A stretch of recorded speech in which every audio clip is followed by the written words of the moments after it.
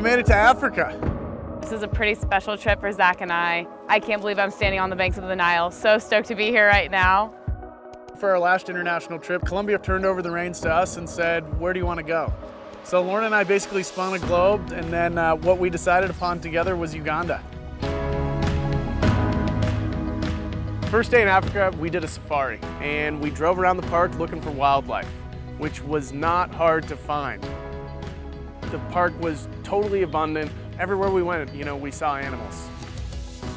It was cool to, be checking out, animals that I've been studying since I was a kid, animals that are in the alphabet book that, you finally get to see out in the wild, and it was pretty incredible.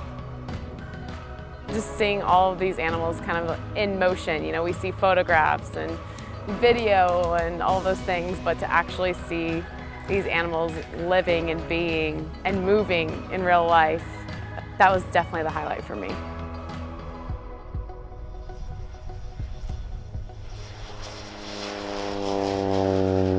So for the second leg of our journey, we took a flight from Entebbe up to the Mugahinga region of Uganda. We went on a cultural hike with the Batwa people. They can't trace their origins, so they're believed to be the first people that have been living in this region. Just to kind of start off our adventure in this completely different environment with the people who have been there since the beginning was so inspiring and informative. They showed us how they used to catch antelopes. They showed us how they collected drinking water in bamboo tubes. These guys started a fire with sticks, which was the most unbelievable thing I've ever seen. Just friction, putting wood together, and before you knew it, they had a fire. So it was really a comprehensive look at their lifestyle. That was a really incredible way to be introduced into the land by the people who had been there since the very beginning. So one of the main reasons Lauren and I picked to come to Uganda was this is one of the only places in the world that you can find mountain gorillas. So we went out with a crew of Ugandans, and so we started our hike. After about an hour of going through the super lush forest, we walked around that corner, and there they were playing under some trees. And as we approached, it absolutely blew my mind and exceeded every expectation that I would have. First off, we see this mom and this baby just playing together. And they kind of appeared not to notice us at first, and then they were very aware of us, as it turned out. And they started interacting with us.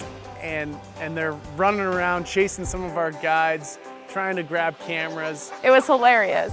They have such personalities. The silverbacks were absolutely incredible. They were so big and looked so strong. They were kind of off by themselves, very in tune to what was going on around them because it's their job to protect the family. It was really beautiful to see how they interact as a family and how they interact with humans as well. There's such a limited number of them. They're so human-like, they're so playful. Definitely one of the most unique experiences I've ever had, and certainly the most unique wildlife experience I've ever had.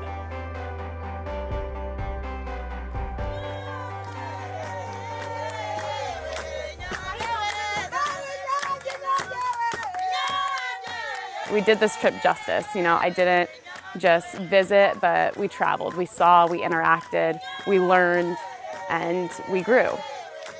Uganda is definitely a place like no other place I've been before. It was incredibly rural, it was incredibly poor, but there's a lot of wealth in this country in other ways. There's this buzz about Uganda. It's as full of life, and it's got enough life to kind of give you a little extra dose of life.